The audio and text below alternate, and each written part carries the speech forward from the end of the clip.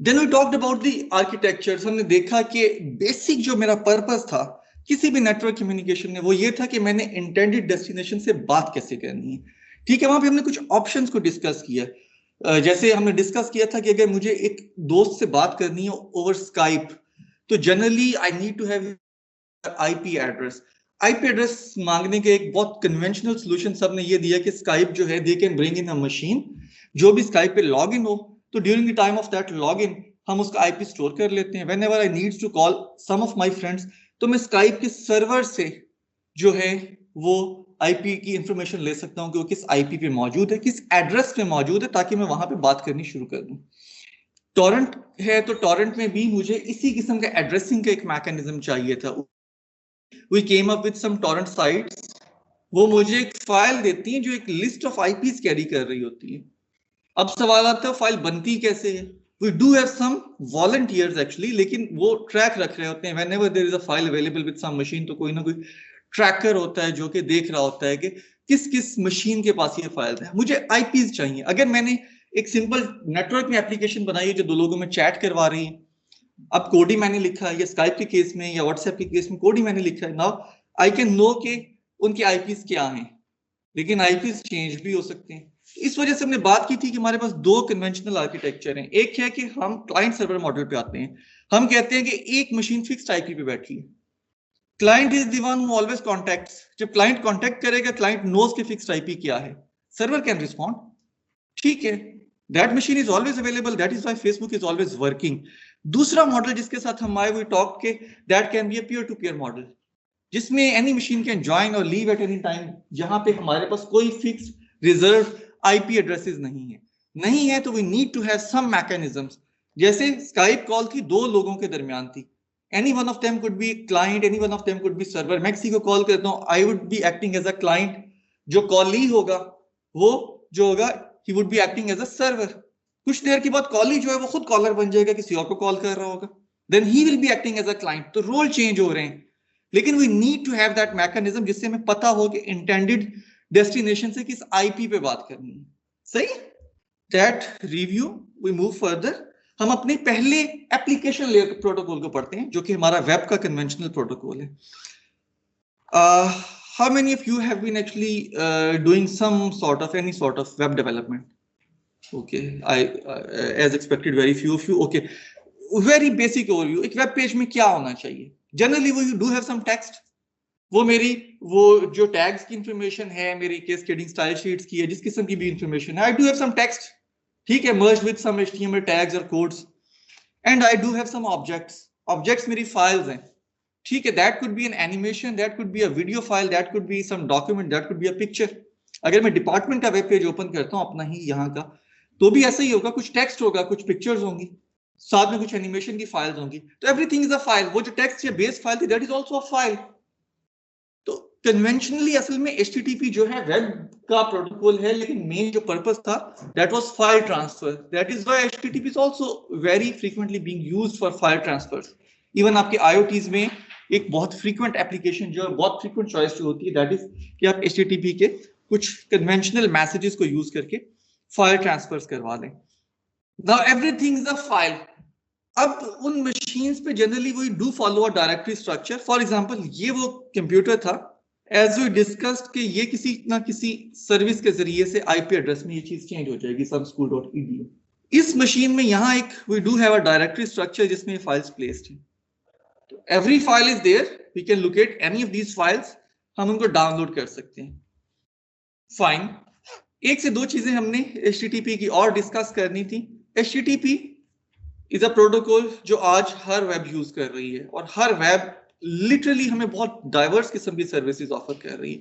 Facebook की services और हैं, यूट्यूब की सर्विसेज और हैं, SPR की सर्विसेज और हैं। कहीं पे आप बहुत ज्यादा डॉक्यूमेंट्स फिल करके डेटा दे रहे हैं, कहीं पे आपकी कुछ क्यूरीज के अगेंस्ट आपको कुछ डॉक्यूमेंट्स मिल रहे हैं, कहीं पे वीडियोज आ रही हैं, कहीं पे आप इंटरेक्टिवली नया कंटेंट क्रिएट कर रहे हैं by typing in some messages और वो सेव होते हैं और डायनामिकली अपलोड हो जाते हैं, कहीं पे आप डायनामिकली नए लिंक्स, नई URLs क्रिएट कर रहे हैं। ठीक है ना। अब डाइवर्सिटी को अगर हम देखें, एक तो वो डाइवर्सिटी थी वेब में, एक और भी डाइवर्सिटी है। इफ आई एक्सेस गूगल और Facebook by using my desktop machine, मुझे और वर्जन मिलता है। If I download it by using my cell phone, मुझे और वर्जन मिलता है। अगर मेरी डिफॉल्ट लैंग्वेज फ्रेंच होती है तो मुझे और वर्जन मिलता है। डिफॉल्ट लैंग्वेज अरेबिक होती है तो मुझे और वर्जन मिलता है। तो मुझे एक तो वो डाइवर्सिटी थी जो एप्लीकेशंस की डाइवर्सिटी थी, इसके साथ मेरे जो मैसेजेस आते हैं रिप्लाईज, प्रोटोकॉल अलाउस कि वो बहुत ज्यादा स्पेसिफिक हो जाएं। इंटरेस्टिंगली विल सी कि बहुत कम प्रोटोकॉल मैसेजेस के अंदर रहते हुए हम ये सारी जो फंक्शनैलिटी है वो परफॉर्म कर लेते हैं। एक चीज जो हमें HTTP के बारे में और जानने की जरूरत है, एज वी डिस्कस्ड कि जब पैकेट एंड सिस्टम पे पहुंचता है तो generally there are so many candidates इस मशीन पे, इस सर्वर पे there could be maybe 1000 network applications running. तो वी हैव टू डिसाइड कि कौन सा पैकेट किसका है। तो we came up with a solution. जब हमने अपनी कन्वेंशनल लाइफ की मिसाल ली थी तो generally we do have mail box numbers और ऑफिस नंबर्स और पर्सन्स नेम्स और apartment number and block numbers जिनके जरिए पहुंच सकते हैं। तो in computers we do have port numbers. तो HTTP के लिए हमने पोर्ट नंबर रिजर्व कर दिया। So now whenever a client wants to create a connection with any web server, वो उस वेब सर्वर का नाम या IP इशू करता है और पोर्ट नंबर 80 लिख देता है। एज एन एंड यूजर मैं कभी पोर्ट नंबर 80 लिख के फेसबुक नहीं खोल रहा होता, लेकिन वेब ब्राउजर का जो कोड है, वो जो API वो क्रिएट करता है कनेक्शन क्रिएट करने के लिए, उसमें ये जो पैरामीटर था वो पैरामीटर खुद ब खुद सेट हो जाता है कि अगर एक HTTP का डॉक्यूमेंट हम अटैच करने जा रहे हैं या अटेम्प्ट करने जा रहे हैं तो we should be using port number 80। Configurable है, कोड में आप किसी भी पोर्ट नंबर को यूज कर सकते थे, लेकिन स्टैंडर्ड ये कहता है।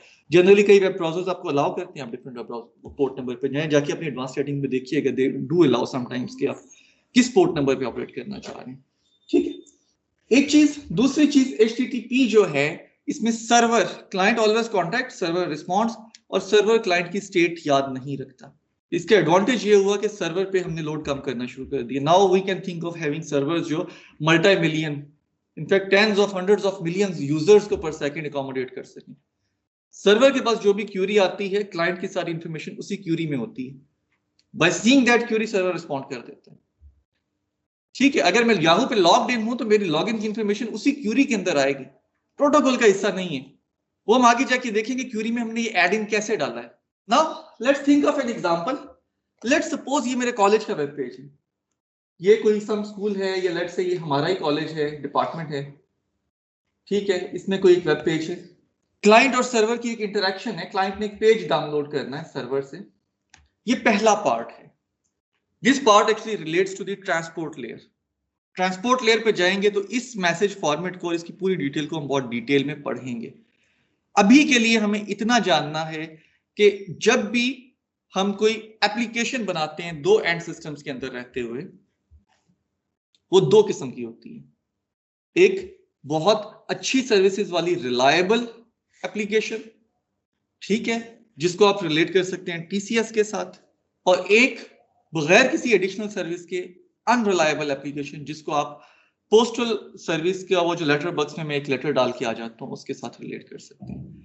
अनरिलायबल है तो साइज भी कम है, प्रोसेसिंग नीड्स भी कम है एंड सिस्टम्स पे, लेकिन गारंटीज नहीं है कि वो लेटर, वो ड्राफ्ट, वो चीज जा सकेगी डेस्टिनेशन पे। रिलायबल है तो operating system will take care of making sure कि वो पैकेट जाए, वो मल्टीपल रीट्राइज, रीअटेम्प्ट्स कर रहा होगा जिसके जरिए वो पैकेट इवेंचुअली एंड सिस्टम पे पहुंच जाएगा। तो TCP हम यूज करते हैं HTTP के साथ, that is a reliable service. तो इसमें लाजमी है जब भी कोई एप्लीकेशन TCP पे बनेगी, ये आपकी सॉकेट के पैरामीटर थे, डेस्टिनेशन का IP क्या होना चाहिए, उसका पोर्ट नंबर क्या होना चाहिए, उसका जो है ट्रांसपोर्ट लेयर पे TCP रखना है या UDP रखना है, और यही कॉन्फ़िगरेशन थी जो आप ऑपरेटिंग सिस्टम को दे सकते थे। इसके बाद सब कुछ ऑपरेटिंग सिस्टम की अपनी प्रेफरेंसेस के साथ चल रहा होगा, वो रीट्राइज कर रहा होगा। इसके अलावा कुछ जेनेरिक प्रेफरेंसेस होती हैं, रीट्राइज कितनी दफा करनी है और इस तरह की चीजें। ठीक है, तो वेब क्योंकि TCP को यूज करती है ट्रांसपोर्ट लेयर, तो एट द बिगिनिंग एक कनेक्शन बनेगा। कनेक्शन बनने का मतलब है मेरी मशीन से सर्वर को एक रिक्वेस्ट आएगी that I want to connect. जैसे मैं एक फोन से कॉल डायल करता हूं, ठीक, server would accept that request. अब मैं सर्वर को डेटा भेज सकता हूं। ड्यूरिंग दिस रिक्वेस्ट कोई डेटा नहीं किया है। ये ऐसे ही है कि मैंने किसी से बात करनी है तो मैं कॉल डायल करता हूं, वो कॉल अटेंड करता है तो अब मैं कोई भी इंफॉर्मेशन भेज सकता हूं। एक क्लियर पाइप एस्टेब्लिश हो गया, मैं जो भी इस पाइप में इंजेक्ट कर रहा हूं दूसरी साइड से वही इंफॉर्मेशन जो है पाइप से बाहर निकल रही है। ऐसे ही तो ये बेसिक था, हमने एक कनेक्शन बनाया। इसके बाद जो है client sends a request for fetching a web page actually, और वेब सर्वर जो है रिप्लाइज दैट रिक्वेस्ट। अब मैंने कहा था कि एक वेब पेज जो है उसमें कुछ टेक्स्ट है और कुछ रेफरेंस्ड ऑब्जेक्ट्स हैं, ठीक है। वेब पेज ने जो इंफॉर्मेशन दी बेसिक टेक्स्ट और वो रेफरेंस्ड ऑब्जेक्ट्स तो नहीं आए, लेकिन उनकी यूआरएल्स, उनकी इंफॉर्मेशन, उनके वो जो एड्रेसेस थे इस फॉर्म में जो एड्रेसेस थे वो एड्रेसेस आ चुके हैं। तो by getting this reply as a client I know कि सर्वर ने मुझे मेन बेस फाइल दे दी है जिसमें टेक्स्ट लिखा हुआ है। I can as soon as I start receiving that file I can display that file on the computer screen. अब उसमें पिक्चर्स के ब्लॉक्स खाली होंगे जो कि कन्वेंशनल बिहेवियर है जब मैं वेब पेज डाउनलोड करने जाता हूँ, ऐसी ही कुछ इन्फॉर्मेशन आ रही होती है, ठीक है। मैं टेक्स्ट डिस्प्ले कर सकता हूँ, मुझे अंदाजा है कि कौन कौन सा ऑब्जेक्ट कहाँ पे प्लेस्ड होगा। Now I need to download those objects, ठीक है। अब यहाँ पे HTTP में दो चॉइसेस हैं ऑब्जेक्ट्स को डाउनलोड करने के लिए। जब हम कन्वेंशनल अर्लियर HTTP के पहले वर्जन की बात करते हैं जो वेब के बहुत शुरू के दिनों में आया, लेट 80s में कहीं जाके उस पर हम एग्री करना शुरू हुए, तो that was non persistent HTTP। By non persistent we mean कि सर्वर कनेक्शन टर्मिनेट कर देगा। मैंने सर्वर से फाइल मांगी, सर्वर ने मुझे बेस वेब फाइल दी, रेफरेंस ऑब्जेक्ट्स के बारे में बताया, कनेक्शन टर्मिनेट कर दिया, क्योंकि उस टाइम पे प्रोसेसिंग पावर्स कम थी। सर्वर्स के पास एक अच्छी चॉइस थी प्रोसेसिंग पावर को बचाने की बाय टर्मिनेटिंग एनी कनेक्शंस जब उन पे डेटा ट्रांसफर हो जाए। तो क्लाइंट को मजीद इंफॉर्मेशन चाहिए, client can connect again and ask for the next object again. तो अगर ये नॉन परसिस्टेंट है जो कि हमारी इस एग्जांपल में है, तो सर्वर ने कनेक्शन क्लोज किया। नाउ क्लाइंट हैज नोटिस्ड कि इसके 10 ऑब्जेक्ट्स और हैं जिसको चाहिए, तो client can loop to ask for these 10 objects, और ये 10 के 10 ऑब्जेक्ट्स आएंगे तो ये डिस्प्ले हो जाएंगे, ठीक है। ये मेरा कन्वेंशनल वेब का नॉन परसिस्टेंट फॉर्म में डाउनलोड का मैकेनिज्म था। अगर हम इसको थोड़ा सा एनालाइज करने की कोशिश करें तो कितना टाइम मुझे लगा होगा। Now we had been discussing about some terminologies, one of them was round trip time.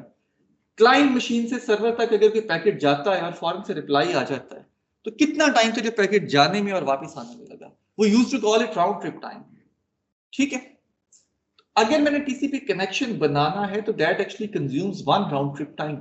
इसके बाद मैंने सर्वर से कहा, ये मैं इसी एग्जांपल को अब हम टाइम डोमेन में जाके थोड़ा सा एनालाइज करना चाह रहे हैं, क्या कर सकते थे, कितना टाइम लगेगा एक कन्वेंशनल वेब पेज को डाउनलोड करने में। ये कॉल सेटअप मुझे चाहिए था। ये कॉल सेटअप जो है that consume around 1 round trip time, ठीक है। कुछ थोड़े बहुत एडिशनल चीजें होंगी, कुछ ट्रांसमिट डिले आया होगा, कुछ हो सकता है यहाँ पे प्रोसेसिंग डिले आया हो, we can ignore those things. इसके बाद हमने रिक्वेस्ट किया कि मुझे कॉलेज का मेन बेस वेब पेज चाहिए, वो बेस टेक्स्ट की इंफॉर्मेशन आई, that also consumed 1 round trip time. अगर वेब पेज का साइज बड़ा था और वो डेटा ट्रांसमिट होने में कोई एडिशनल ट्रांसमिट डिले इन्वॉल्व था, सर आपकी आवाज में काफी डिस्टॉर्शन है। I am sorry sir. जी online class, I am sorry, you had a question. Sir आवाज में डिस्टॉर्शन आ रही थी। Okay, I think maybe it was some issue with the network connectivity, and I'll try staying more closer to the mic now.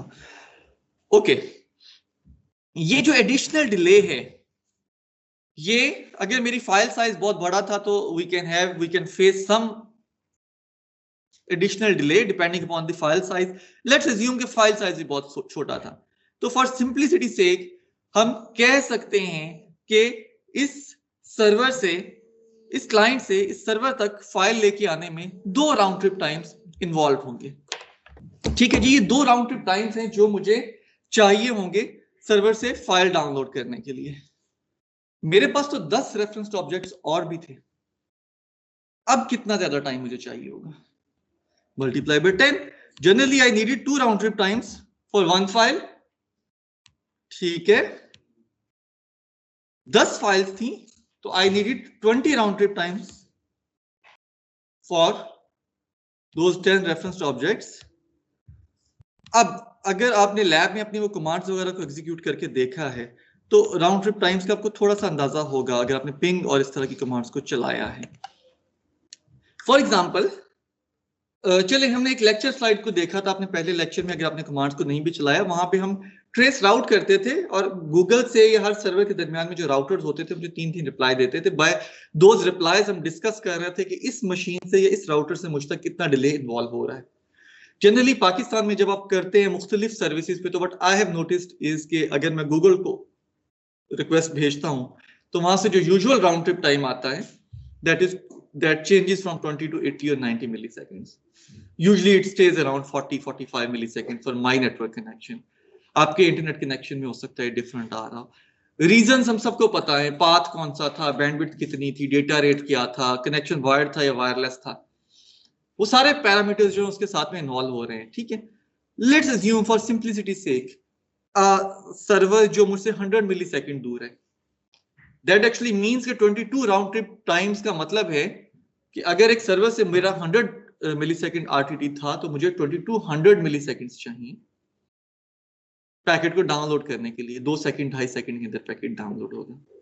अच्छा, can we make a better solution जो speed को बढ़ा दे? Can we speed this process up? One option could be persistent, हम उसको भी कुछ देर में पढ़ते हैं, लेकिन नॉन परसिस्टेंट पे रहते हुए में भी, जिस वजह से मैं एप्लीकेशन डिजाइन के एस्पेक्ट से हमेशा इंटरनेट को डिस्कस करने की कोशिश कर रहा हूं आपके साथ, द रीजन इज कि आपके पास स्टैंडर्ड प्रोटोकॉल्स में रहते हुए भी बहुत ज्यादा डाइवर्सिटी के ऑप्शंस हैं। And please whenever you try developing an application you should be thinking more about those aspects. जो एपीआईज हैं कनेक्शन की, डेटा सेंडिंग की, रिसीविंग की, वो स्टैंडर्ड हेल्प डॉक्यूमेंट्स में भी लिखी हुई है, उनमें कोई प्रॉब्लम नहीं है। ठीक है, we should think of using those features जो हम, या we should try coming up those ideas जो इन चीजों को स्पीड अप कर सके। एक बहुत फेमस ब्राउजर था जो इस नॉन परसिस्टेंट एचटीटीपी के टाइम पे यही वाला मोड यूज करता था, 22 आरटीटीज वाला। ठीक है, then during that time in 90s एक और वेब ब्राउजर आया जो बहुत फेमस हो गया because that web browser actually could download web pages very fast. Almost everyone switched to that web browser. That was Mozilla Firefox. ठीक है, the first web browser we started using that web browser just to download Firefox and then start using for internet surfing. ऐसे ही था. Reason was कि हमें faster downloads मिलना शुरू हो गए, faster downloads मिलना शुरू हो गए. अब क्या तरीका हो सकता था इस प्रोसेस को स्पीड अप करने का? 22 RTTs हैं. Can we do this process maybe in 10 or 5 RTTs? In 12 RTTs, maybe we can think of any number, any idea. Connection break करना स्टैंडर्ड प्रोटोकॉल का हिस्सा है. जो चीज स्टैंडर्ड में लिखी गई उसको आप कॉम्प्रोमाइज नहीं कर सकते. This is HTTP is a standard protocol. ठीक है, ये इसको हम बाद में डिस्कस करेंगे कि RFC कैसे बनती है और कैसे स्टैंडर्ड बनता है. बहुत बेसिक्स ओवरव्यू हम इस प्रोसेस का लेंगे, लेकिन ये स्टैंडर्ड है. स्टैंडर्ड को हम चेंज नहीं कर सकते. स्टैंडर्ड कहता है आप कनेक्शन बनाएंगे, आप फाइल मांगेंगे, कनेक्शन टर्मिनेट हो जाएगी. चले मैं आपको कुछ पॉइंटर्स देता हूं. लेट्स सपोज ये जो क्लाइंट और सर्वर था इसके दरमियान में गीगाबिट पर सेकंड का बहुत बड़ा लिंक था. ठीक है, एक रोड था जो कि जिसके 5-6 लेन्स थे और वो मोस्टली खाली ही रहता है. तो क्लाइंट से सर्वर तक पैकेट गया और सर्वर से रिप्लाई आया और फिर एक पैकेट गया और फिर रिप्लाई आया. डिले जो मेनली आ रहे थे, डिले सिक्वेंशियल होने की वजह से आ रहे थे. ये रोड खाली था, इस रोड पे बहुत सारी ट्रैफिक और भेजी जा सकती थी, लेकिन पैकेट्स की एक्सचेंज जो है दैट वाज सिक्वेंशियल. तो एक पैकेट आता था तो उसके अगेंस्ट नया रिप्लाई जाता था. क्या हम इसमें ऐसी जगह ढूंढ सकते हैं जिनको हम पैरेलल भी चला देते, मल्टीपल रिक्वेस्ट भेज देते? देखिए, पहला कनेक्शन सेटअप तो सिक्वेंशियली होना, तो उसमें हम कुछ नहीं कर सकते थे. ठीक है, पहली फाइल तो सिक्वेंशियली आनी थी, हम कुछ नहीं कर सकते थे. At this point we can identify कि हमारे पास 10 रेफरेंस ऑब्जेक्ट्स हैं. Instead of asking for one object each time, हम 4-4, 5-5 या 10 रिक्वेस्ट इकट्ठी भेज सकते थे. हर रिक्वेस्ट के लिए अब स्टैंडर्ड यही कहता है कि एक रिक्वेस्ट पे एक ऑब्जेक्ट आएगा. कनेक्शन अब भी मैं 10 ही बनाऊंगा, लेकिन मैं 10 कनेक्शन रिक्वेस्ट इकट्ठी भेज सकता हूं. बैक टू बैक जो कनेक्शन रिक्वेस्ट है मेरे से सर्वर पे जा रही होंगी. अब क्योंकि एक ही टाइम पे इश्यू हो रही हैं, तो सर्वर पे हो सकती है एक रिक्वेस्ट पहले जा रही है, बाद में जा रही है, डजंट मैटर. लेकिन सर्वर तक 10 रिक्वेस्ट आ रही हैं. जिस रिक्वेस्ट का मुझे सर्वर से रिप्लाई आता जाएगा वो कनेक्शन एस्टेब्लिश होता जाएगा. उस कनेक्शन के ऊपर मैं फाइल ट्रांसफर करता जाऊंगा। एक ही कनेक्शन में मल्टीपल फाइल्स मांग रहे हैं या फिर अलग कनेक्शन? प्रोटोकॉल कहता है, हम प्रोटोकॉल स्टैंडर्ड को वायलेट नहीं कर सकते। स्टैंडर्ड सेज नॉन परसिस्टेंट का कि एक कनेक्शन पे एक फाइल आएगी, लेकिन कनेक्शन बनाने के प्रोसेस को हम सीक्वेंशियल की बजाय पैरेललाइज कर सकते थे। यही चीज हमने मल्टी थ्रेडेड एप्लीकेशंस में भी पढ़ी थी, मल्टी कोर प्रोसेसर्स में भी पढ़ी थी कि जिन हिस्सों को हम पैरेललाइज कर सकते हैं उनको तो करें, ठीक है ना। तो नाउ जैसे हमारे ऑपरेटिंग सिस्टम में होता है, some of the parts of the code are sequential, कुछ हिस्से हैं जो पैरेलल चल रहे हैं, तो वो पैरेलल जो था वो परफॉर्मेंस गेन दे रहा है in case of multi core processors. वही चीज यहां पे आ रही है, एक कनेक्शन रिक्वेस्ट नहीं मैं भेज रहा हूं, मैं मल्टीपल कनेक्शन रिक्वेस्ट भेज रहा हूं सिर्फ। सो एट द बेस्ट हम खाली इसको 10 राउंड ट्रिप्स तक देखते हैं कितना डिक्रीज होगा। अगर मैं 10 की 10 रिक्वेस्ट इकट्ठी भेजता हूं तो क्या होगा? बेस्ट केस ढूंढते हैं पहले। नो, मैंने 10 कनेक्शन रिक्वेस्ट भेजी, 10 के 10 रिप्लाईज आ गया, कितना टाइम कंज्यूम हुआ? 1 राउंड ट्रिप टाइम। अब मैंने 10 के 10 ऑब्जेक्ट्स मांगे, अज्यूमिंग के सारे रिप्लाई इकट्ठे आ गए थे, कनेक्शन एक ही टाइम पे बन गया था। अब मैंने 10 ऑब्जेक्ट्स मांगे, 1 ऑब्जेक्ट ऑन ईच कनेक्शन, और 10 के 10 ऑब्जेक्ट्स का रिप्लाई आ गया। अज्यूमिंग के file size was very short, तो मैं ट्रांसमिट टाइम को इग्नोर कर सकता हूं। तो 10 के 10 रिप्लाई कितनी देर में आ गए? Again 1 round trip time. तो एक राउंड ट्रिप टाइम था जो कनेक्शन बनाने का था, एक राउंड ट्रिप टाइम था जो फाइल डाउनलोड करने का था। 4 हो जाएंगे। 2 पहले थे बेस फाइल को मांगने के, 1 + 1 2, ठीक है।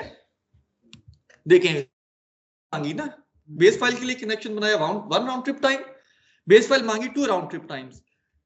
तो मेरे पास बेस फाइल जिससे मुझे इंफॉर्मेशन मिली है उसके लिए 2 राउंड ट्रिप टाइम्स चाहिए थे, ठीक है। इसके बाद मैंने जो पैरेलल साइमल्टेनियस कनेक्शन बनाए थे, अगेन एक राउंड ट्रिप टाइम कनेक्शन बनाने के लिए और एक राउंड ट्रिप टाइम ऑब्जेक्ट मांगने के लिए, तो 2 राउंड ट्रिप टाइम मुझे और कंज्यूम करने पड़े। तो इसको मैं ला सकता था 4 राउंड ट्रिप टाइम पे। अब यहां पे थोड़ी सी डिस्कशन इन्वॉल्व है। टीसीपी, जिसका मैंने कहा कि एक रिलायबल टीसीएस जैसी सर्विस है, ठीक है। चलिए इसको फाइनेंशियल मैटर्स में डिस्कस करता हूं। अगर मुझे 50-60 कोरियर भेजने हैं और मैं सारे के सारे जाके जो है टीसीएस करने जाता हूं, तो मे भी बाकी सब कुछ तो अच्छा हो सर्विस के लिए, फाइनेंशियली मेरे लिए वायबल हो, ठीक है। तो अगर मैं उस एनालॉजी को इसके साथ रिलेट करता हूं सोल्यूशन के साथ, तो वन सोल्यूशन कुड बी कि मैं कुछ आज भेज देता हूं, कुछ मैं कुछ और टाइम के बाद भेज दूंगा, कुछ मैं कुछ और टाइम के बाद भेज दूंगा, as soon as I start getting some resources जिनको मैं इन्वेस्ट करके वो लेटर्स भेज सकूं। टीसीपी जो है लाइक टीसीएस थोड़ी सी ज्यादा कंप्यूटेशनल पावर्स चाहता है। असल में जो पैकेट्स की गारंटी करना होता है कि पैकेट डिलीवर हो चुका है डेस्टिनेशन पे, इसका मतलब होता है कि सेंडर ने पैकेट भेजा और कोई टाइमर, कोई वॉच डॉग बिठा दिया है, during a certain time reply आ गया, तो पैकेट जो था it was delivered on the destination. Timers जो हैं, आपको अंदाजा हो चुका होगा ऑपरेटिंग सिस्टम में, दे कॉज इंटरप्ट्स। तो टाइमर्स जो हैं बहुत ज्यादा प्रोसेसिंग में पेनल्टीज ऐड कर देते हैं। Now when we talk about servers like Facebook, तो उनके पास लिमिट्स है कि कितने टाइमर्स चलाएंगे, या at least they do want to restrict. Generally ये हो नहीं सकता कि मैं एक वेब पेज भेजूं उसमें 80 रेफरेंस ऑब्जेक्ट्स हों और मैं 80 कनेक्शन साइमल्टेनियसली बना दूं। स्टैंडर्ड आपको कुछ नहीं कह रहा है, लेकिन आप ये करेंगे तो सर्वर भी चोक हो जाएगा, आपकी मशीन भी चोक हो सकती है। ज्यादा प्रोबेबिलिटी है कि सर्वर की साइड पे प्रॉब्लम्स आ जाएंगे। एक डिनाइल ऑफ सर्विस अटैक्स का आपने कुछ ना कुछ पढ़ रखा होगा आई एम श्योर, क्योंकि वो एक कॉमन टर्मिनोलॉजी बन चुकी है, इवन दी वंस जो नहीं भी है नेटवर्क्स में उनके लिए भी। डिनाइल ऑफ सर्विस अटैक करने के कॉमन मेथड जो है, one of the methods is कि आप सर्वर के साथ इतने ज्यादा कनेक्शन बना दें कि सर्वर रिस्पॉन्ड ना कर सके।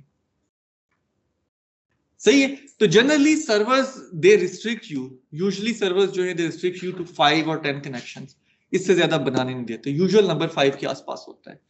Some of the browsers they do allow, आप अपनी एडवांस्ड ऑप्शंस में ब्राउजर्स में जाके इन ऑप्शंस को कॉन्फ़िगर करके देखें कि मल्टीपल साइमल्टेनियस सॉकेट्स बनाना अलाउ करता है। Some of the browsers they do allow, अपनी एडवांस्ड ऑप्शन में प्ले कीजिएगा। The higher the number, the faster is the response time, ठीक है, the faster is the download। लेकिन उसकी कॉस्ट क्या है, कंप्यूटेशनल पावर्स बढ़ती हैं। आप कभी वेब ब्राउजर अपना खोलिएगा, 5-6 टैब्स और 5-6 उनमें मुख्तलिफ वेब पेजेस खोलिएगा, फिर आप अपने टास्क मैनेजर में जाके देखिएगा कितनी कंप्यूटेशनल रिसोर्सेज वो कंज्यूम कर रहा है। बहुत सारी और भी रीजंस हैं, एनिमेशन और वो चीजें शायद ज्यादा रिसोर्सेज लेती हैं, लेकिन सॉकेट्स भी एक बहुत बड़ी रीजन है। ठीक है, तो सॉकेट्स जो हैं कम रखना, स्पेशली सर्वर्स पे कम रखना, हमें इतना ज्यादा पैरेललाइज करना अलाउ तो नहीं करता है। फॉर आइडियल नंबर्स मैंने कह दिया कि यस 2 + 2 4 राउंड ट्रिप टाइम्स, लेकिन फिर भी हम 5 साइमल्टेनियस 6 साइमल्टेनियस कनेक्शंस बना सकते हैं। लेट्स सपोज मैंने 5 साइमल्टेनियस कनेक्शंस बनाए, क्या था, मैंने बेस फाइल डाउनलोड की 2 राउंड ट्रिप टाइम्स में, मैंने पहली 5 फाइल्स डाउनलोड की again in 2 round trip times, मैंने नेक्स्ट 5 फाइल्स डाउनलोड की again in 2 round trip times, लेकिन अब भी बहुत बेहतर डाउनलोड टाइम आ चुका है। ठीक है, just by using this feature, ठीक है, फायरफॉक्स जो था it could actually speed up the web page download process. ये था हमारा नॉन परसिस्टेंट एचटीटीपी। इसमें प्रॉब्लम यही थी कि server terminates the connection as soon as the file और the object is transmitted over the network. जब हमारी प्रोसेसिंग पावर्स बेहतर हुई तो उसके साथ साथ हमारी जो डिजाइन थे एप्लीकेशन के वो भी बेहतर होना शुरू हुए। माजी में अगर हमारे पास वेब पेज पे 5, 7, 10 ऑब्जेक्ट्स होते थे, तो एक मॉडर्न वेब पेज पे हमारे पास it's common to have 80 or 100 objects. ठीक है, बैंडविड्थ भी बहुत ज्यादा हो गई है, लेकिन ये जो सीक्वेंशियल प्रोसेस है ये हमारे डाउनलोड को हर्ट करता है। तो पहला सोल्यूशन हमने जो दिया, हमने दिया कि हम HTTP का एक नया वर्जन बनाएं, that became the persistent HTTP। इन दोनों वर्जन्स को HTTP 1.0 और 1.1 के नाम से जाना जाता है। परसिस्टेंट ऑब्वियसली केम लेटर, तो इट इज HTTP 1.1। ठीक है, परसिस्टेंट और नॉन परसिस्टेंट में एक दो चीजों का फर्क है। फॉर अ टाइम बिंग हम एक फर्क ये कह देते हैं कि परसिस्टेंट HTTP जो है इसमें सर्वर कनेक्शन टर्मिनेट नहीं करता, कनेक्शन बाकी रहता है फाइल ट्रांसफर के बाद भी कुछ देर के लिए, उसके बाद सर्वर जो है कनेक्शन टर्मिनेट करता है। तो उस कुछ देर में more objects can be asked from this server. ठीक है, अब अगर मैं वापस जाता हूं इसी एनालॉजी के ऊपर, इसी केस के ऊपर, तो हम पहले तो आईडी बताएं कि फाइल कितनी देर में डाउनलोड हो सकती है, fastest possible time. If I say 3 round trip times, first one for the connection establishment, second one for the base file download. After the base file download, I learned कि मुझे 10 और objects चाहिए, तो third one actually for downloading those 10 objects, तो 3 round trip time में ही मैं download कर सकता था, जो fastest possible mechanism हो सकता था, because server के अपनी connection open। ठीक है, ideally ऐसा होता नहीं है, मल्टीपल रीजंस हैं। सॉरी, नहीं, इसमें मल्टीपल प्रॉब्लम्स आते हैं, जिसकी वजह से आज हम वर्जन 2 पे भी जा चुके हैं। कुछ वेबसाइट्स जो हैं, very few of them they have started moving towards version 2, उसको हम ट्रांसपोर्ट लेयर के बाद पढ़ेंगे। बेसिक रीजंस आप कह सकते हैं कि 10 ऑब्जेक्ट्स हैं। Generally this happens to me always, जब भी मैं बैंक में जाता हूँ मेरे आगे जो शख्स होता है, या जब भी मैं ATM पे जाता हूँ मेरे आगे जो भी यूजर होता है, generally I think this happens with everyone, उनके पास 10-15 ATM कार्ड्स होते हैं और they are just like doing the transactions again and again and again.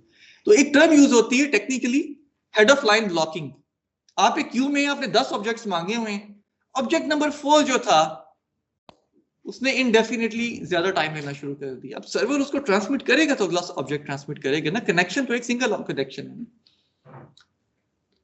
तो उस ऑब्जेक्ट का आपको भी पता नहीं होता कौन सा ऑब्जेक्ट है। कुछ आप इन्फर जरूर कर सकते हैं सर्वर भी कि यूजुअली ये होना चाहिए, लेकिन हो सकता है मल्टीपल ऑब्जेक्ट्स और सारी head of line blocking cause कर सकते हैं। तो सर्वर्स जो हैं मॉडर्न वेब ब्राउजर्स में, they usually do both the things, they do parallel simultaneous sockets connections, और हर कनेक्शन में they try sending multiple simultaneous files. तो अगर हेड ऑफ लाइन ब्लॉकिंग वाला केस हो जाता है, जो आई डोंट नो मेरे साथ तो अक्सर हो जाता है, ठीक है, आप कॉल पे जाएं, आप कहीं पे भी जाएं, generally there is some process जिसपे बहुत ज्यादा टाइम लग रहा है। ठीक है, तो अब साइमल्टेनियस सॉकेट्स का एडवांटेज ये होगा, बाकी का पूरा वेब पेज डाउनलोड हो जाएगा। वो एक इमेज, वो एक फाइल, वो एक चीज जो है उस पर डाउनलोड होने में कुछ ज्यादा टाइम लग भी रहा है तो यूजर का सेटिस्फेक्शन इंडेक्स खराब नहीं होगा। ठीक है, usually this happens to us sometimes कि हम एक पेज खोलते हैं, सब कुछ ओपन हो चुका है, एक फाइल में थोड़ा सा ज्यादा टाइम लग रहा है, किसी भी वजह से वहां पे ब्लॉकिंग आ गई है, कुछ और ऐसा हो गया। ठीक है, तो we tend to have multiple simultaneous sockets, usually 4 5 6 sockets होती हैं, 5 बड़ा कॉमन फ्रीक्वेंट नंबर है। As an assignment, as an task देखिएगा आपके वेब ब्राउजर में नंबर कितना है, कॉन्फ़िगर करना अलाउ करता है तो उसको ज्यादा और कम करके देखिएगा। ठीक है, तो उन 4 5 साइमल्टेनियस कनेक्शन में, हर कनेक्शन में हम मल्टीपल कई ऑब्जेक्ट्स जो है एक साथ मांगने की कोशिश कर रहे होते हैं। तो this again speeds up the download process. तो बहुत ज्यादा ये सॉकेट्स की और multiple file downloads on the same connection की जो ट्वीकिंग थी, दिस अलाउड वेब ब्राउजर्स कि कभी कोई एक बेहतर हो जाता था, कभी कोई दूसरा बेहतर हो जाता था। इसी में बुरे तरीके से ये बहुत एग्रेसिवली जाना है, बहुत ज्यादा सॉकेट्स खोलने का रिस्पॉन्स एक ये आया कि एक बहुत कॉमन वेब ब्राउजर जो था उसने बहुत फ्रीक्वेंटली फ्रीज करना शुरू कर दिया। Then everyone move to Chrome. अभी आई डोंट नो अगर आपने कभी देखा है तो जो एज है वो बहुत अच्छा रिजल्ट देता है फाइल डाउनलोड में, usually that is even faster. देखें, वेब पेज तभी डिस्प्ले होगा जब डेटा नेटवर्क से आएगा। दूसरे फीचर्स हो सकते हैं, एप्लीकेशन का डिजाइन हो सकता है, आर्किटेक्चर हो सकता है, सब कुछ हो सकता है, लेकिन असल ट्विकिंग जो है वो फाइल के डाउनलोड्स में और इन सॉकेट्स और इन चीजों की मैनेजमेंट में। थोड़ी सी ट्विकिंग उसमें भी हो सकती है कि कर्नल के स्टैक में डेटा कितनी तेजी से ट्रैवल आपने करवा दिए, हो सकती है, लेकिन जनरली उस तरह की ट्विकिंग नहीं की जाती। ठीक है, मेनली जो ट्विकिंग है वो आपकी जो सॉकेट्स और सॉकेट पे मल्टीपल ऑब्जेक्ट्स की ट्रांसमिशन है उसके अंदर है। एनी क्वेश्चन सो फार?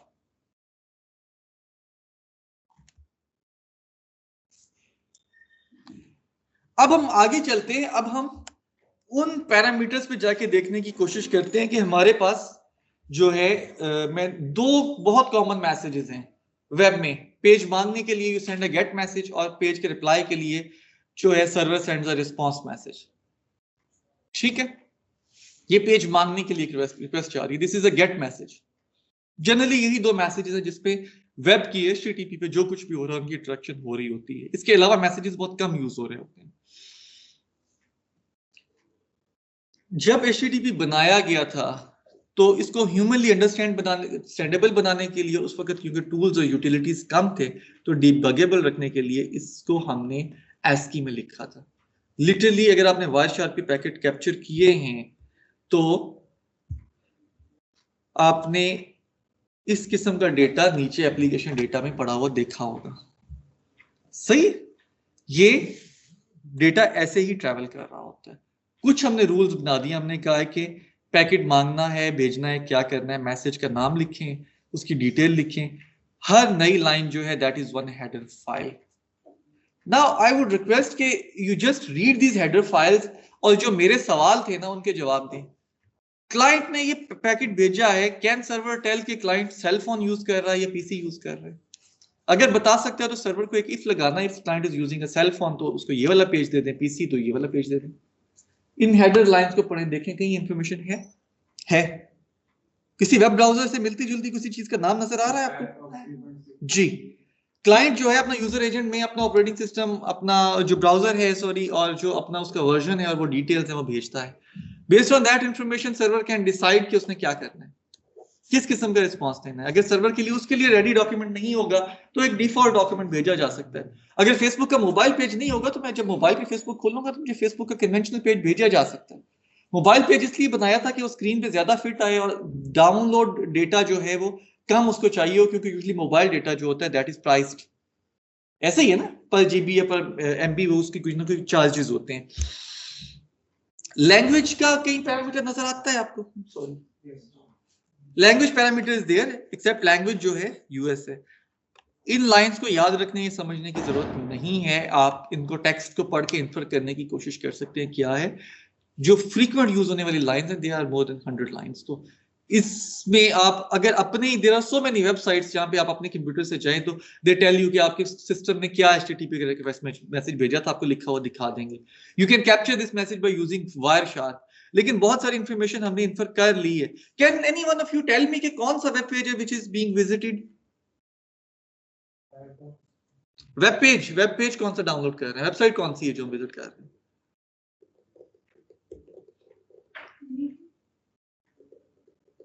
पूरा वेब URL क्या है?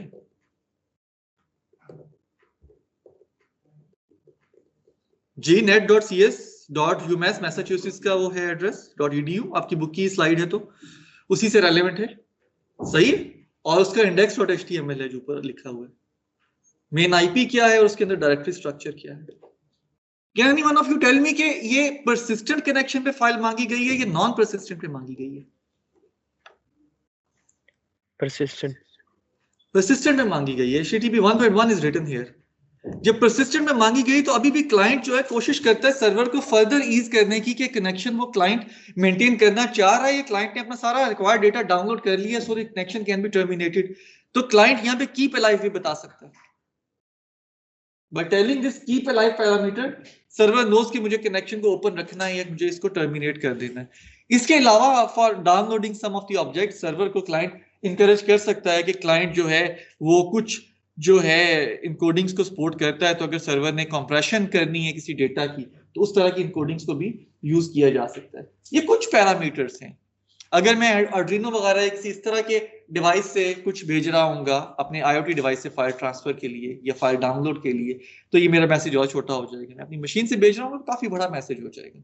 बहुत छोटी सी इंफॉर्मेशन हमने देखी, ठीक है, इसको काफी ज्यादा भी हम कर सकते थे। असल मैसेज फॉर्मेट ये था, जब डेटा ट्रेवल किया ऑन वायर तो वो डेटा ये था। अगर आप गौर करें तो इसमें और इसमें कोई फर्क नहीं है।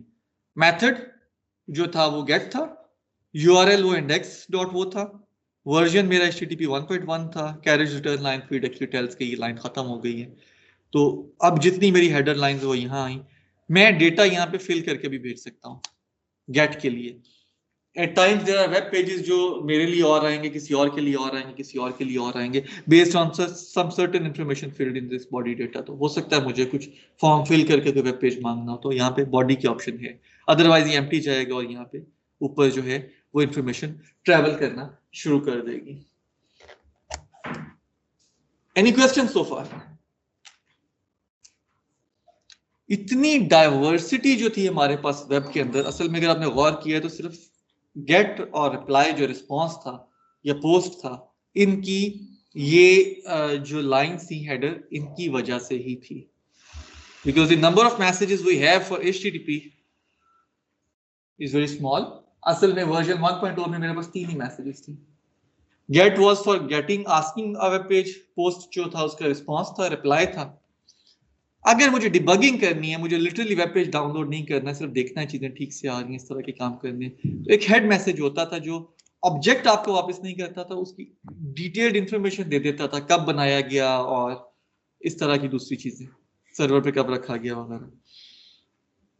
When we move to version 1.1 तो हमने 2 नए मैसेज ऐड कर दिए। Now we can dynamically create and remove URLs as well as end user। ठीक है, any questions so far? ये हमारा कन्वेंशनल जो है HTTP का रिक्वेस्ट मैसेज था। हमने देखा कि ये यही मैपिंग है जो हमने इस फॉर्म में देखी हुई है। हेडर फील्ड्स जो हैं ये ऑप्शनल हैं, बहुत सारे भी हो सकते हैं, बहुत कम भी हो सकते हैं, डिपेंड्स।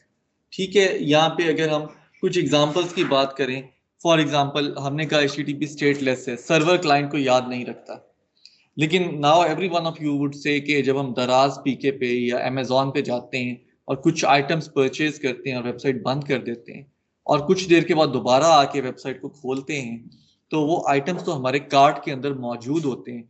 तो सर्वर तो देयर इज सम मैकेनिज्म जिसमें वो याद रख रहा है। तो असल में व्हेनेवर यू विजिट देयर, आपकी मशीन पे एक ऑप्शन होती है जिसको कुकी फाइल कहा जाता है। वो that file is actually placed on your machine. उस फाइल में आपका कुकी नंबर और इस तरह की कुछ चीजें हैं, उनके अगेंस्ट सर्वर ने अपने पास किसी एक डेटाबेस में कोई रजिस्ट्री या एंट्री रखी हुई है। तो whenever you visit with the cookie number, cookie ID, आपको सर्वर आपकी कार्ट की और दूसरी चीजें दिखा देता है। सर्वर ने आपका आईपी और लॉगिन आईडी और उन चीजों की बेसिस पे ये रिकॉर्ड यूजुअली नहीं रखा होता। अगर आप वैसे ही एक कन्वेंशनल वेब रिक्वेस्ट भेजते हैं तो आपको ये मसला नहीं आता। Try just adding some few items to your cart, इसके बाद आप अपनी हिस्ट्री डिलीट करके दोबारा जाएं वेब पेज पे, आपको आइटम नजर नहीं आएंगे। सही? तो कुकीज वो फाइल्स वो आप ही की मशीन पे प्लेस, मल्टीपल उन पे हैं, कुकीज की बेसिस पे भी हैं। आपकी जो है गूगल और वो लोग आपसे लाइसेंस एग्रीमेंट्स पे खुद आपकी जो है विजिट हिस्ट्री की बहुत ज्यादा इंफॉर्मेशन ले रहे होते हैं। ठीक है, मेनली इन 2 चीजों के ऊपर है। तीसरा हिस्सा जो अभी यहीं पे हमने कुछ FIPs किए भी और यहाँ पे कुछ ISP सर्विस प्रोवाइडर्स जो हैं वो करने की कोशिश कर भी रहे हैं। आप ही के एक स्टूडेंट ने मेरे साथ कुछ एक किस किस्म का काम किया भी था, आपकी ट्रैफिक के बिहेवियर के ऊपर भी किया जा सकता है। तो वो लोकल ISPs हैं जो आपको उस तरह की एडवर्टाइजमेंट्स भेज रही होती हैं। यूजुअली जो एड्स हैं बाय गूगल और by Facebook and by all that, तो वो यूजुअली आपकी वो सर्च हिस्ट्री और कितनी इंफॉर्मेशन आप उनको पास कर रहे हैं उसकी बेसिस पे। Cookie files is one of them. ठीक है, आप अपनी हिस्ट्री के लिए आप एक काम कीजिए कि आप बहुत सारी यूट्यूब पे वीडियोस को देखें। आप अपनी इसके बाद यूट्यूब ओपन करें, जो शोन आपको वीडियोस की लिस्ट है वो और होगी, हिस्ट्री क्लियर करें फिर और होगी। ठीक है, अब एग्जैक्ट एल्गोरिथम क्या है, that is internal to them. मैं वो बात कर रहा हूँ कि एप्लीकेशन लेयर की कॉम्प्लेक्सिटीज हैं, लेकिन आई कैन रीड के मेरी आईपी की इंफॉर्मेशन पे भी, क्योंकि मैं वही नेटवर्क पे अगर रहते हुए किसी और कंप्यूटर से भी फाइल्स खोलता हूँ तो मुझे मोर और लेस वैसी ही रिकमेंडेशन आती हैं, क्योंकि आईपी वही है ना, एड्रेस वही है। असल में यूजुअली घर में जो मैं एक डिवाइस से हम कई लोग कनेक्ट हो रहे होते हैं, वो सारे लोग बाहर की दुनिया को एक ही मशीन नजर आ रहे होते हैं। जब हम नेटवर्क लेयर पे जाएंगे तो उसके रीजन पढ़ेंगे, नेट इज वन सर्विस, तो पूरा घर असल में एक ही एड्रेस नजर आ रहा होता है भाई। तो किसी और मशीन पे भी जाते हैं तो generally what I have noticed कि आपको वही वाली या उससे मिलती जुलती सजेशन का कुछ ना कुछ पैटर्न का हिस्सा उसमें आ रहा होता है। तो now that is their own internal algorithm. फिर एक और चीज आप देखेंगे, आप google.pk लिखें और आप कुछ आइटम सर्च करें। आप इसके बाद, अब गूगल के मल्टीपल सर्वर्स हैं for Pakistan, for India, for other countries. अभी आप google.us लिखें, वही चीज सर्च करें, आपको जो ऑर्डर रिटर्न होगा दैट वुड बी डिफरेंट। ठीक है, तो लोकेशन की बेस पे, सर्वर की बेस पे, रीजन की बेस पे, आपकी सर्च हिस्ट्री की बेस पे, यस। अगर आपने इंटरेस्टिंग लिया, और आपको टिप देता हूं, अगर आपने कोर्टाना या सिरी या इस किस्म की कोई सर्विस को इनेबल कर रखा है and you talk about some gadgets, तो generally what I have noticed, मैंने अभी तक इसको बहुत ज्यादा टेक्निकली स्टडी नहीं किया तो I can not give a verdict, लेकिन व्हाट आई हैव नोटिस्ड कि मुझे वो चीजें भी एड में नजर आना शुरू हो जाती है, क्योंकि मैंने अपने माइक की यूजेज की परमिशन तो दे रखी है। सही, आपके ब्राउजर्स में बहुत सारी ऑप्शंस होती हैं। Do you want your search history to be anonymous, आप उसको रखना भी चाह रहे हैं, नहीं रखना चाह रहे हैं, उनको हटा के देखिए, आपको यूजुअली सजेशंस पे नहीं आती हैं वेबसाइट से, फिर बहुत रेलेवेंट सजेशंस नहीं आती। उसको एनेबल करें, जॉगर सर्च करें, फेसबुक देख रहे होंगे ना तो आपको राइट साइड पे जॉगर की ऐड नजर आ रहे होंगे। तो ओके जी, आगे चलते हैं। Now this is one response message. हम पैटर्न किसी हद तक देख चुके हैं। Just by looking at the message I know कि ये परसिस्टेंट HTTP से आया है। अब क्योंकि इसको उस टाइम पे जब डिजाइन किया गया था तो हम चाहते थे ज्यादा से ज्यादा ह्यूमन रीडेबल फॉर्मेट में हो मैसेजेस, क्योंकि डिबगिंग की उस जमाने में इंटरनेट बहुत इनफैंसी में था, जरूरत ज्यादा थी। ठीक है, हमें मैसेज कोड्स का, उन चीजों का पता हो, ग्राफिक्स भी इतने अच्छे नहीं थे। वेबसाइट्स भी अगर आप देखें तो पुराने जमाने की जैसी गूगल है वैसी ही होती थी, बहुत ज्यादा एनिमेशन, ये बहुत ज्यादा कंटेंट नहीं होता था, बहुत मिनिमल बेसिक रिक्वायर्ड इंफॉर्मेशन ही होती थी। तो जनरली पेज जब कोई आता था तो साथ रिस्पांस कोड होता था। पेज 200 है तो ओके है इस रिस्पांस कोड से। यूजुअली आप लोग इसलिए फैमिलियर नहीं होंगे क्योंकि जब ओके है वेब पेज तो दैट इज यूजुअली डिस्प्लेड। ठीक है, 404 से हम सारे फैमिलियर हैं। जब पेज नहीं मिल पाता है तो देन वी गेट 404। ऐसे ही अगर पेज मूव हो चुका है तो आई थिंक दैट इज 304 और आई थिंक 301 है मूव पे। वर्जन सपोर्टेड नहीं है तो 505 है। तो इस तरह के कुछ रिस्पांस कोड्स हैं जो बताते हैं, लिटरली ऐसे ही आपको रिस्पांस आएगा, नंबर भी आएगा और साथ में जो है ये ASCII में टेक्स्ट भी बता रहा होगा कि पेज में क्या है। अब जब आप वायरशार्क से पैकेट कैप्चर करेंगे तो अब आई एम श्योर कि आपके अंडरस्टैंडिंग का लेवल डिफरेंट होगा। ट्राई फाइंडिंग सम वेबसाइट्स जो HTTP पे चलती हैं, try interacting with those websites, देखें कि ये मैसेजेस किस फॉर्म में एक्सचेंज कर रहे हैं। ठीक है, देन इसके बाद हम लेक्चर के बाद एक यूटिलिटी का जिक्र करेंगे, उसको यूज करके आप अपनी मर्जी का एक ट्वीट मैसेज बना के भेज भी सकते हैं। In fact that is one of your assignments जो आपने करके मुझे बताना है कि आपको क्या रिस्पॉन्स कोड्स वगैरह मिलते हैं फ्रॉम डिफरेंट वेब सर्वर्स। बाकी चीजें इतना प्रॉब्लम नहीं है, मुझे लग गया पता कितना कंटेंट आ रहा है और क्या क्या चीजें आ रही हैं। यहाँ पे दो चीजें हैं, इन दोनों चीजों को यूज करके हमने कुछ और सर्विसेज बनाई। One of them was date और one of them was last modified. क्या फर्क है इन दोनों में? डेट है कभी ऑब्जेक्ट मांगा गया है और लास्ट मॉडिफाइड है कभी ऑब्जेक्ट जो था आखिर में मॉडिफाई हुआ था। अगेन स्टैंडर्ड में ये दोनों चीजें दे दी गई, ठीक है, लेकिन for debugging purposes and for other things. सिर्फ प्रोटोकॉल के इन मैसेजेस को और इस RFC को बेहतर से समझ के कुछ लोगों ने एक बहुत ज्यादा सेलेबल सर्विस बनाई जो एटलीस्ट 90s में और इवन ड्यूरिंग अर्ली 2000s तकरीबन हर ISP में डिप्लॉयड थी। वेब कैशेस का सुना है कभी आप लोगों ने? How many of you who से कि वो वेब कैशेस से फैमिलियर नहीं है? ओके, आपको बेसिक कैशिंग का तो हमें अंदाजा है ऑपरेटिंग सिस्टम से। We have some small storage जो कि प्रोसेसर और मेमोरी के दरमियान है to speed up the processes, और हमने नोटिस किया कि कैशेस जो है उनकी हिट रेशियो डेटा लोकली करीब से ही मिल जाना जो है at times it reaches up to 90% और मोर देन 90%। तो परफॉर्मेंस में बहुत ज्यादा गेन आया। हमने पेजिंग और रीजन से जितनी परफॉर्मेंस को कंप्रोमाइज किया था सारा के सारा कैशिंग ने पूरा करवा दिया, परफॉर्मेंस में बहुत रेज आ गया। अच्छा, लॉजिक वही है। मैं कभी आपने एक बिहेवियर देखा है कि मैं facebook.com लिख के एंटर करता हूं, पेज डाउनलोड होने में कुछ टाइम लेता है, 5 मिनट के बाद दोबारा करता हूं तो पेज बड़ी जल्दी डाउनलोड होता है। आज जाके आई वुड रिक्वेस्ट कि ये काम दोबारा कीजिएगा, हिस्ट्री को क्लीन करें और फिर दोबारा डाउनलोड करें। It takes longer. वजह क्या थी? वजह ये थी कि जब आपने वेब पेज डाउनलोड किया तो वो जो रेफरेंस्ड ऑब्जेक्ट्स थे आपके पास लोकल एक मेमोरी में आ गए। कुछ देर के बाद जब आपने दोबारा विजिट किया तो जब आपको पता चला कि ये 8 या 10 रेफरेंस्ड ऑब्जेक्ट्स हैं, तो instead of downloading them again आप कुछ रेफरेंस्ड ऑब्जेक्ट्स को अपनी लोकल मेमोरी से उठा सकते थे। अब मेरी जो लेटेंसी थी ऑब्जेक्ट डाउनलोड करने की, जो RTTs हम कंप्यूट कर रहे थे, वो कम होना शुरू हो गई। फॉलो कर रहे हैं इस बात को? जब ये RTTs कम होना शुरू हो गए तो अब मैं जल्दी कह सकता हूं कि मेरा वही वेब पेज डाउनलोड हो गया। जब मैं हिस्ट्री क्लीन करता हूं तो मेरी लोकल मेमोरी से खत्म हो जाते हैं। अब मुझे वो ज्यादा टाइम लगता है वेब पेज डाउनलोड करने को। तो इस चीज को यूज करते हुए सर्विस प्रोवाइडर्स ने, क्योंकि उस टाइम पे अर्ली 2000s तक उनके पास भी बैंडविड्थ बहुत लिमिटेड थी, सर्विस प्रोवाइडर्स ने एक डेडिकेटेड सर्वर्स डिप्लॉय कर रखे थे जो कंटेंट को लोकली स्टोर कर रहे होते थे। तो instead of fetching those objects from the web servers, वो यूजुअली कोशिश करते थे कि कंटेंट को अपनी लोकल स्टोरेज से उठा के आपको दे दें। उसमें एट टाइम्स अच्छी और बुरी कैशेस की पहचान में एक पहचान ये होती थी, अगर आप लोगों ने अर्ली 2000s में इंटरनेट यूज किया है और आई एम श्योर आप एक्सपोज्ड रहे होंगे किसी न किसी वेब कैश को, तो अच्छी और बुरी कैशिंग की एक पहचान ये होती थी कि आपने जो वेब पेज ओपन किया है उस पर अगर कंटेंट बदल चुका है तो फिर भी आपको पिछली तस्वीरें नजर आ रही होती थी। ऑर्किड एक साइट थी, उस पर ये बिहेवियर बहुत ज्यादा प्रोमिनेंट हो जाता था। कुछ और वेबसाइट थी जिनमें ये बिहेवियर बहुत ज्यादा प्रोमिनेंट हो जाता था। ऑब्जेक्ट अपडेट हो चुका होता था लेकिन आपको पिछली इंफॉर्मेशन आ रही होती थी। ऑब्जेक्ट क्यों अपडेट हुआ? मेरे पास मुख्तलिफ किस्म की वेबसाइट्स हैं। मैं कॉलेज की वेबसाइट को आज खोलता हूँ, 10 दिन के बाद खोलता हूँ, 20 दिन के बाद खोलता हूँ, हो सकता है एक लाइन अपडेट हुई है, कोई नई अचीवमेंट किसी ने की है, कोई नया कोर्स ऑफर हुआ है, कोई नई इंस्ट्रक्शंस आई हैं। यूजुअली सब कुछ वैसे ही जा रहा है।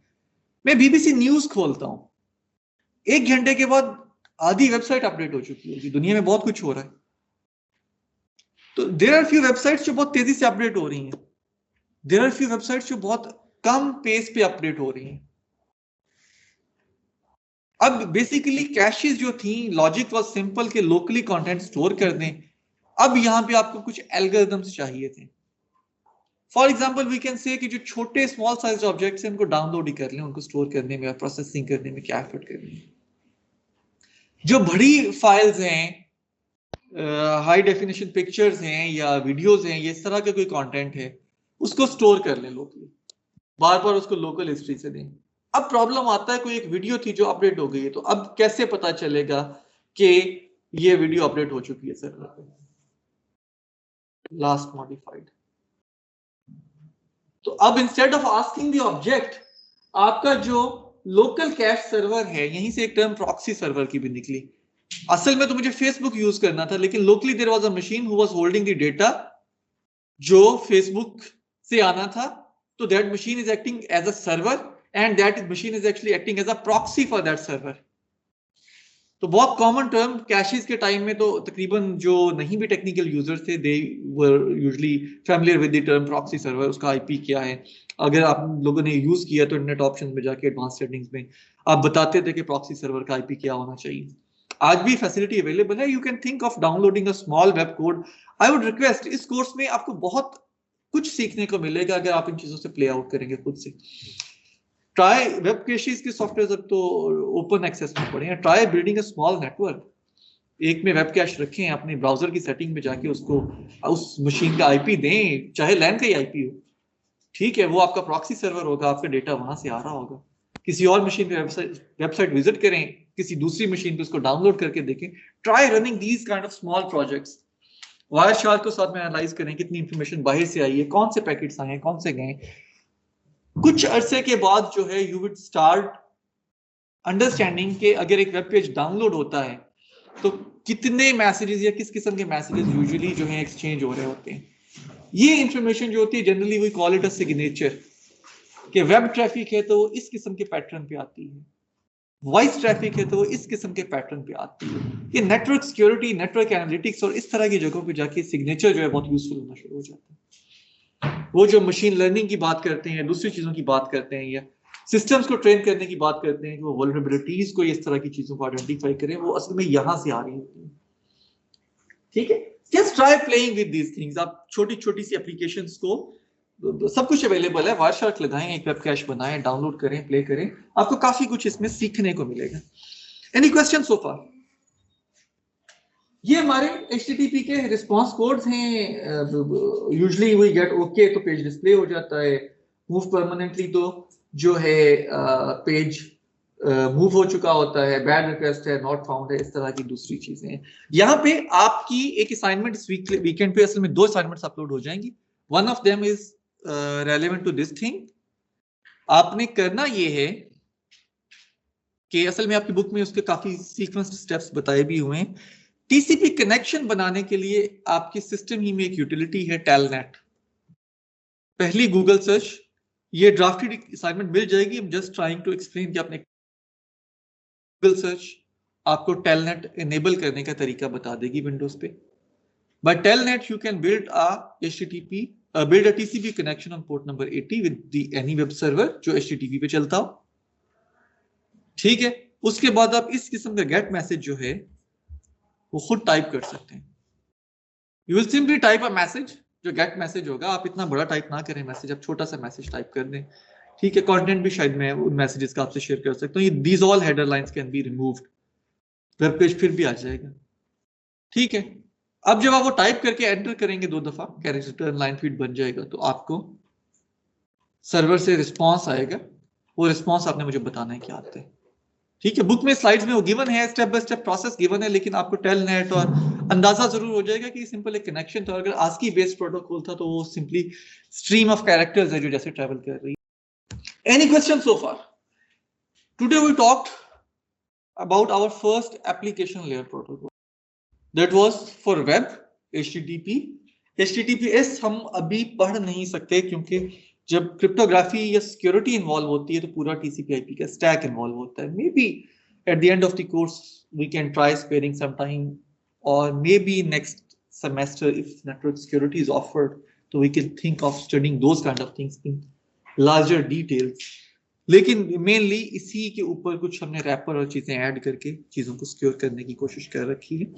एक और नए प्रोटोकॉल, एक और नई सर्विस की तरफ हम जाते हैं। Probably one of the oldest services over internet, that is our email, जो कि आज भी उतनी ही वाइटल है, उतनी ही यूजफुल है। अगर हम ईमेल के स्ट्रक्चर को डिस्कस करना चाहें, एज आई कैन सी कि आप में से काफी सारे लोगों को नींद आ रही है, तो नाउ आई वुड वांट कि उसको इंटरेक्टिव करें। I would not be now telling things, now I would try to ask things, ताकि हम खुद से एक लॉजिक एस्टेब्लिश कर सकें। अगर मुझे एक ईमेल जैसी सर्विस बनानी है तो मुझे क्या क्या चाहिए? जी, try naming any of the things. Slides को छोड़ दें, कोई बुक की जरूरत नहीं है, जस्ट ट्राई टू आंसर कि ये होगा या वो होगा। URL चाहिए। अच्छा चलें, सर्वर का कोई ना कोई एक एड्रेस का मैकेनिज्म है। मैंने कहा ठीक है, वो नोन है, hotmail.com, yahoo.com, google.com, these are all URLs, या mail.com। असल में जब हम एक और सर्विस पढ़ेंगे तो हमें अंदाजा होगा कि it's mail.yahoo.com, it's not yahoo.com, it's mail.hotmail.com। May be असल नाम mail.hotmail.com भी नहीं है, वो हम देखेंगे सर्वर ईस्ट डॉट, काफी बड़ा सारा एक एड्रेस है। लेकिन जी URL का मुझे पता होना चाहिए। और पोर्ट, मेल सर्वर्स चाहिए सर। जी ऑनलाइन प्लीज सर पोर्ट चाहिए होगा। सॉरी, पोर्ट चाहिए होगा, पोर्ट। जी पोर्ट नंबर चाहिए, फाइन। पोर्ट नंबर चाहिए, एक और डिसीजन मेकिंग मुझे ये चाहिए कि टीसीपी पे चलाऊं या यूडीपी पे चलाऊं, किस पे चलाना चाहिए? जी ऑनलाइन, टीसीपी इज बेटर और UDP is better for email? TCP आसानी पैदा कर देता है और ईमेल एक ऐसी सर्विस है जिसमें मैं मल्टीपल रीट्रांसमिशन अफोर्ड कर सकता हूं, डिलेज अफोर्ड कर सकता हूं, दूसरी चीजें हैं, ठीक है। टीसीपी पे ही चलता है ईमेल, ठीक है। ईमेल का जो प्रोटोकॉल है, जो फंडामेंटल प्रोटोकॉल है, that runs on TCP port number 25 I think. सही है जी। तो हमारे पास मेल सर्वर है जो असल जगह है जहां से मेल्स ट्रिगर होंगी, ये सारा कुछ होगा। ट्रिगर वहां पे नहीं होंगी जो मेल्स को फॉरवर्डिंग वगैरह करवा रहे होंगे। एक चीज आपने बताई, उन सर्वर के कोई यूआरएल्स हैं, कोई एड्रेसेस हैं, दो servers they do run on TCP port number 25, यहां तक हमने एग्री कर दिया, ठीक है। जो प्रोटोकॉल है ईमेल के लिए उसका नाम है simple mail transfer protocol, SMTP। This is one of the oldest protocols over internet. Majid क्या चाहिए? सोचिए आपने एक ईमेल करनी है, कैसे शुरू करते हैं? Email ID sir, sorry email ID, email addresses चाहिए और ऑब्वियसली आपको सबको लॉगिन अकाउंट्स चाहिए ऑन द मेल सर्वर, ठीक है। एक और एंटिटी आ गई। और हम कैसे ईमेल शुरू करते हैं? Generally we do need to have a place जहां ईमेल लिख सकें, सेंड या रीड दबा सकें। तो यूजर एजेंट चाहिए। Can you name any user agents for email? Every one of us uses some user agent for emails. Outlook कितने लोग यूज करते हैं? चलें। मोबाइल पे ईमेल की ऐप कितने लोग यूज करते हैं? That is one user agent, ठीक है। वो आपके वो एप्पल बेस्ड मशीन है, आईफोन वगैरह है तो और तरह के हैं, विंडोज बेस्ड हैं तो और तरह के हैं, बहुत सारे थर्ड पार्टी यूजर एजेंट्स भी हैं। इसका मतलब है आप अपना यूजर एजेंट बना के भी रख सकते हैं। And many people have tried doing that. वो ईमेल्स को जो है उस पर भी खुलना शुरू हो जाएंगी, बिकॉज प्रोटोकॉल्स आर स्टैंडर्ड। जो भी यूजर एजेंट वो प्रोटोकॉल यूज कर रहा है, वो लाजमी नहीं कि हॉटमेल की ऐप ही मैं यूज करूंगा तो मैं हॉटमेल को खोलूंगा। सही है, अगर प्रोटोकॉल स्टैंडर्ड है तो मैं किसी भी यूजर एजेंट को यूज करके ईमेल की ऐप खोल सकता हूं। There are so many user agents, but generally I prefer using Hotmail's own user agent, ताकि मेरा वो यूजर नेम और पासवर्ड और मेरी जो सेंसिटिव इंफॉर्मेशन है वो किसी थर्ड पार्टी के पास ना जा रही है। इसी को यूज करके एक एप्लीकेशन आई, आपको अक्सर फोन्स में नजर आती है कि आपका एक यूजर एजेंट है एंड दैट अलाउज कि वो आपके जितने भी ईमेल सर्वर्स हैं उनकी ईमेल्स को एक जगह पे लाके आपको दिखा दे। आप मजीद बेहतर यूजर एजेंट बना सकते हैं जो यूजुअली आई थिंक कि वो सपोर्ट करते भी हैं, वो कैलेंडर्स वगैरह को भी इकट्ठा करते हैं और कई फीचर्स भी आप दे सकते हैं। Now these are your services, ये बड़े आसानी से ऑफर की जा सकती हैं because the protocols are standard. अगर प्रोटोकॉल स्टैंडर्ड हैं तो डेटा भेजने और रिसीव करने की जो स्टैंडर्ड एपीआईज हैं वो हाउ टूज के साथ हर जगह पे अवेलेबल है, उनमें कोई परेशानी नहीं है। That can always be done, वो बहुत आसानी से कुछ दिन में हो सकता है।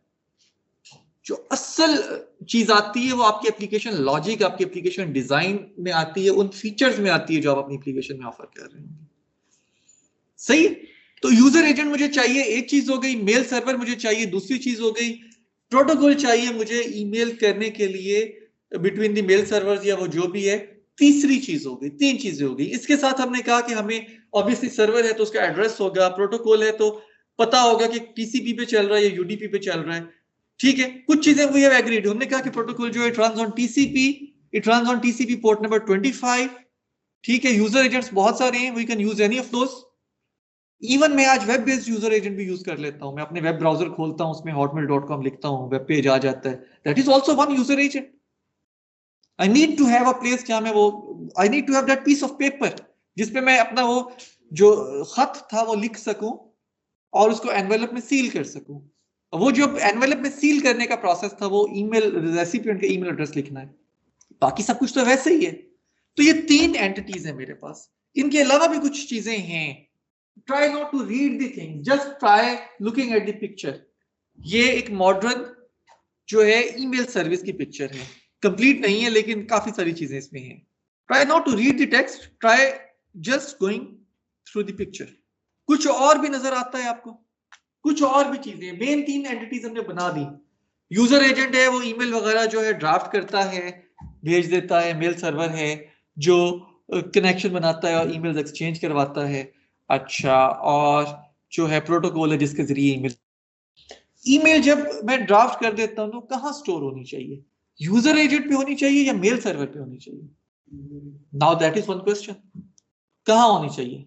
हाउ मेनी ऑफ यू से कि यूजर एजेंट पे होनी चाहिए, how many of you believe के सर्वर पे होनी चाहिए, and how many of you believe के पता नहीं कहाँ होनी चाहिए, because there are not so many hands जो मुझे नजर आ रहे थे। ठीक है, दो चॉइसेस थी ना, मैं यूजर एजेंट पे रखाऊं या सर्वर पे रखाऊं। अब क्लासिकल क्लाइंट सर्वर की डेफिनेशन कहती है server is always there, user agent is not always there. तो यूजर पे ईमेल स्टोर करवाना अपनी कन्वीनियंस के लिए लोकल कैश में आप रखवा लें। अब यहाँ पे कैशिंग की एक और मिसाल आ गई है, आउटलुक मुझे अलाउ करता है लोकली में रख दूं, लेकिन असल कॉपी जो है that should be on the server. लेकिन ईमेल के केस में पेयर टू पेयर नहीं होगा, हम आते हैं उसमें, वो पीयर टू पीयर का जो बिहेवियर है वो कहाँ पे होगा उस तक हम पहुंचते हैं। कहीं ना कहीं पीयर टू पीयर का बिहेवियर आएगा, वो सर्वर्स में आना चाहिए, क्लाइंट्स में आना चाहिए, वो हम डिस्कस करते हैं अभी। पहली चीज तो आगे के ईमेल को जो है स्टोर करने के लिए जगह चाहिए। तो user agent is not that strong candidate. मैंने एक ईमेल की, सेंड दबा दिया, मैं घर जा रहा हूं और मेरे रास्ते में इंटरनेट ही नहीं है, तो ईमेल तो 6 घंटे सेंड नहीं हो सकती। तो जब मैंने सेंड दबाया था तब इंटरनेट था, तो as soon as I pressed send तो वो ईमेल मुझसे सर्वर तक चली जानी चाहिए थी, कि because server is at some place जहां पे इंटरनेट है और हमेशा रहेगा या ज्यादातर टाइम पे होता है। ठीक है, ईमेल स्टोर होती है सर्वर पे। अब अगला सवाल आता है जो सबसे ट्रिकी सवाल है।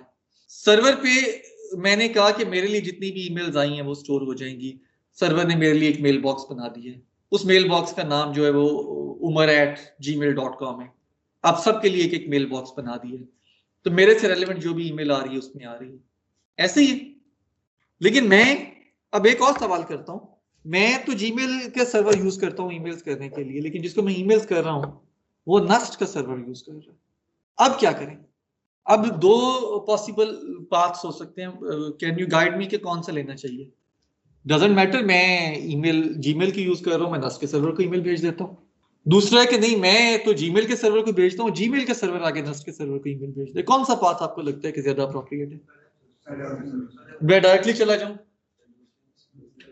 दूसरे वाला? खुद सोचें कौन सा ज्यादा अप्रोप्रिएट है। You know the answer. Time wise पहला है, पहले का कोई नुकसान है सिक्योरिटी वाइज, और ये इतना बड़ा सिक्योरिटी ब्रीच होगा ना, बिकॉज मैं गूगल का क्लाइंट हूं, गूगल नोज के मेरे क्रेडेंशियल्स क्या हैं, मुझे कैसे आइडेंटिफाई करना है, मेरा पासवर्ड क्या है। नस्ट के सर्वर को तो नहीं पता है। सिक्योरिटी ब्रीच इसमें ये आएगी कि मैं आपके ईमेल से किसी को भी कोई भी ईमेल कर जाऊंगा और आइडेंटिफाई भी नहीं हो सकेगा। ऐसे ही है ना? तो मुझे ईमेल अपने ही सर्वर पे भेजनी है। मेरा सर्वर आगे जो है हॉटमेल के सर्वर को ईमेल भेज सकता है। इसका मतलब है कि सर्वर जो है, अगर मेरा सर्वर हॉटमेल के सर्वर को ईमेल भेज रहा है या नस्ट के सर्वर को भेज रहा है, तो नस्ट और हॉटमेल के सर्वर भी तो मेरे सर्वर को ऐसी ही यूजर से आने वाली ईमेल्स फॉरवर्ड कर रहे होंगे। तो now we have started building that hierarchy. मेरे पास यूजर एजेंट है जिसमें मैं ईमेल ड्राफ्ट करता हूं, कॉन्फ़िगर करता हूं, सारा कुछ करता हूं, सेंड दबाता हूं, ईमेल जो है चली जाती है। कैसे जाती है? We need to study that protocol, अभी हमने पढ़ना है। लेकिन let's assume there is some logic, there is some magic. Email चली जाती है जीमेल सर्वर पे जो मैं यूज कर रहा था। ईमेल की थी हॉटमेल के लिए, तो from Gmail server that email transfers to the Hotmail server, और हॉटमेल सर्वर से उसके क्लाइंट तक जाती है। ओके, अब यहां पे एक सवाल है, हॉटमेल सर्वर पे जब ईमेल आए तो हॉटमेल सर्वर फौरन से क्लाइंट को भेज दे या कुछ और होना चाहिए? दो टर्मिनोलॉजीज यूज होती हैं, let's get familiar to those. एक को पुश कहते हैं और एक को पुल कहते हैं नोटिफिकेशंस में। बाय पुश आई मीन के सर्वर को इंफॉर्मेशन का पता चला और सर्वर ने फौरन से क्लाइंट को बता दिया कि ये एक नई नोटिफिकेशन आई है। बाय पुल वी मीन के क्लाइंट जो है जाके पूछता है। तो मैंने हॉटमेल पे किसी को ईमेल किया, मैं जीमेल का क्लाइंट था, मुझसे ईमेल जीमेल सर्वर पे गई, जीमेल सर्वर से हॉटमेल सर्वर पे गई। Now the Hotmail server knows के यूजर अली के लिए एक ईमेल है। हॉटमेल सर्वर को ईमेल भेज देनी चाहिए यूजर अली को, ही अपने पास रखनी चाहिए, and user Ali should come and ask कि मेरे लिए कोई ईमेल है। भेज देनी चाहिए। मैं I have one question, Hotmail server को कैसे पता कि अली का एड्रेस क्या है? पहला सवाल। पता भी एड्रेस क्या है तो दूसरा सवाल ये है कि यूजर अली क्या उस टाइम पे ऑनलाइन है या नहीं है? ये दूसरा सवाल ज्यादा इंपॉर्टेंट है। हॉटमेल यूजर अली ही ऑनलाइन नहीं है तो ईमेल कहां जाएगी? चलें अब रिलेट करें, आपकी ईमेल कैसे होती है? आपको मिल जाती है खुद से या फेच करते हैं? आपको यूजर एजेंट फेच करता है या आपको खुद से मिल जाती है? आप फेच का बटन प्रेस नहीं करते, लेकिन हो सकता है ऑटोमेटेड कोई प्रोसेस हो रहा हो। आप लॉग इन करते हैं तो फेच कर लेता है। अगर आप लॉग्ड इन हैं और ऐप बैकग्राउंड में चल रही है तो हर कुछ देर के बाद जाके वो फेच कर लेती होगी। सही? अच्छा, मेल बॉक्सेस आखिरी चीज रह गई। यहां पे सर्वर्स जो हैं they do maintain mail boxes. ये पर यूजर मेल बॉक्सेस भी हैं और ये उन क्यूज के मेल बॉक्सेस भी हैं जो दूसरे आउटगोइंग सर्वर्स तक भेजनी है। तो ये ग्रीन वाले जो हैं आउटगोइंग सर्वर्स के, ये आप अज्यूम कर लें कि याहू मेल सर्वर है, ये हॉटमेल मेल सर्वर है, ये नस्ट मेल सर्वर है। Every mail server is having mail boxes जो उसके यूजर्स उसको फेच करते हैं और देखते हैं। Mail box is the place जहां पे किसी भी यूजर की स्पेसिफिक ईमेल स्टोर्ड हैं। आज मेल बॉक्सेस हम बहुत बड़े साइज के कर देते हैं, तो we can think of storing the sent items and received items and we can think of building the directory structure and all that. लेकिन हम कुछ देर के बाद ये भी देखेंगे कि वो डायरेक्टरी स्ट्रक्चर असल में यहाँ नहीं होता है, मेरे प्रोटोकॉल और मेरी एप्स में होता है। अच्छा, वन मोर थिंग, ये आउटगोइंग मेल्स हैं जो किसी खास कनेक्शन और प्रोटोकॉल के जरिए आगे तक जा रही होंगी। सर